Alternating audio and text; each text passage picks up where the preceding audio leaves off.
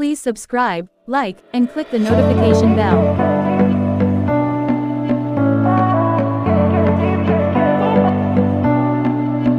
Hello, and welcome to Storytime with a Grown Woman. That's swag, and the W is silent. As always, I'm going to thank you in advance from the intro. We're going to get right into it. So, if you have been following me on my journey, I have been on a reinvention journey. And guess what, guys? You can do this at any age, at any phase or stage of your life. And I'm over 50 and I'm working very hard to reinvent myself and to become more feminine. So on this reinvention journey, I've been giving you tips or points where you can become more feminine on the inside. For so many years, I thought being feminine was on the outside, but it all stems from the inside. And when you're out, whether you're with your man, whether you're with the boss, your family, friends, you want to release that feminine energy. You can't release anything if it's not on the inside. So we are working on the inside of ourselves on this feminine or this reinvention journey. So far, what have I talked about? I've talked about the start of feminism, where that came from, and how it affects our lives. Also, I started out with learning to accept help from men. That was number 3. So, as women who are really self-sufficient, I don't like to put a race on it, but as a group of women who are or have learned and been taught to be self-sufficient, it is hard to accept help from men. It puts you in a vulnerable state, and a lot of women, including myself, are afraid of that vulnerable state. So I've talked about learning to accept help from men, and also don't forget there is a playlist on my channel with all of the topics. So what else have we talked about? We talked about communication, and the last thing we talked about was respect. So what are we talking about today? We are talking about none other than empathy. So what is empathy? Well, empathy refers to the ability to put yourself into someone else's shoes, to understand how their experiences are or have informed their behaviors. Now, I talk a lot about leaving that trauma in the past, but we have to learn to walk in our partner's shoes. We have to learn to understand and have empathy if we're in leadership positions with our associates. You have to have empathy with your family, with your kids, with your friends. So empathy goes a long way. But again, we do not want to continue to carry traumas throughout our relationships. We don't want to lead with our traumas, but we definitely want to have empathy and understand why people behave and have the thoughts that they do. And also, while we're doing that, we're learning to appreciate our differences while being aware of what we all have in common. So that is one part of empathy. Now, for me, I have always worked in a male-dominated workforce. I have seen the lies that people tell with tears in their eyes, and just being in such an emotional state, it has really hardened me to have empathy. So that's definitely something that I have to work on, because I'm always believing that they're just lying. And I can remember one time, oh my gosh, this young lady at work, she was boohoo crying and, telling me, I got to go home, my sister this, my sister that. And prior to that, she needed to be off or whatever.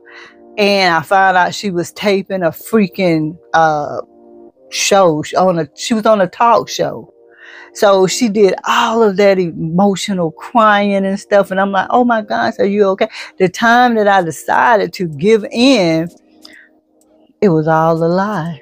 It was all a lie. This young lady went on a trip. She took 2 or 3 days off, went on a trip to film on it wasn't a reality show, but like a talk show. How do you think that made me feel? Like, I'm like, no more empathy for her and nobody else. Another example of what has really hardened me to have empathy for people is a young guy, same situation. He's crying. Oh, my grandfather raised me, and he's dying. He's this. So he was like probably a half an hour from being terminated. He couldn't miss any more days and whatever. And I told him, I said, well, you can go to the hospital, but you're going to lose your job. So, everybody was like, oh, Miss Yolanda, you are so mean. You're so this, you're so... No, you have a job to do, and I need you to do your job. You either go there or you come here. One of the two. Well, guess what? That was a lie. So empathy for me is so hard to have, but although I don't have it, I don't display it in a way that people know that I don't have it. So on the inside, I'm like, okay, whatever. So that's definitely something that I need to work on. And I think it is very, very important when you're going on your femininity journey. So empathy also communicates in ways that all parties can understand. So everybody understands. It's not, oh, I said it this way and that is it. Both parties understand, whether it's your man, your wife, children, family, friends, whoever, co-workers, everybody understands because the communication was there. You validate each other's experiences. You understand where each other is and where they're coming from. You respect each other's values, their desires, and beliefs. Also, you pay attention. Empathy pays attention to what each other is going through, and you see it through each other's eyes. And that's basically what I said in the beginning. We see each other's differences. We put ourselves in each other's shoes. So I think empathy plays a big part in any type of relationship. And again, I want to stress, this is not just for a marriage. It's not just for a heterosexual relationship. It's not just for family. It's on a broad spectrum. So again, like I said, I struggle with empathy because of the experiences that I have had with associates, because I was in leadership for a while, and just dealing with the lies and things of that nature. It has really made me tough on the inside. But going on this femininity journey, I definitely want to be more empathetic to people's feelings and put myself in their shoes, and not in a way to where I'm just not believing them. So yeah, we're going to add empathy to all of the list of what I stated earlier here. And good luck, and let me know, guys, or ladies, gentlemen, what other things do you think works well when it comes to building that feminine energy on the inside and releasing it? So again, these are just some of the things that I think will work, and they're not in concrete, but again, it's something that I feel like is very, very important in any type of relationship. So thank you so much for listening, and please make sure you like, share, comment, subscribe, and hit that notification. And I want to have dialogue. Again, comment.